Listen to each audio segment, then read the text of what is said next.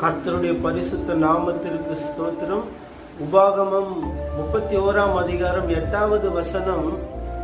கர்த்தர் தாமே உனக்கு முன்பாக போகிறவர், அவர் உன்னோடு இருப்பார், அவர் உன்னை விட்டு விலகுவதும் இல்லை, உன்னை கைவிடுவதும் இல்லை, நீ பயப்படவும் கலங்கவும் வேண்டாம் என்று சொன்னார்.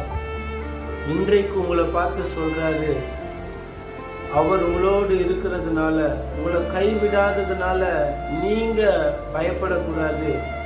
அது எந்த சூழ்நிலைமையா இருந்தாலும் நீங்க பயப்படக்கூடாது, நீங்க கலகக்கூடாது. ஏன் நீங்க அழ வேண்டும்? அவர் உங்களுக்கு முன்னாடி போறாரு. உங்க பிரச்சனையை மாற்ற, உங்க வீட்டு சூழ்நிலைமைய மாற்ற, உங்களுக்கு விரோதமாக எழும்புகிற ஆயுதங்களை அவர் அழிக்க உங்களுக்கு முன்பாக அவர் போறாரு. இனி நீங்க பயப்படாது.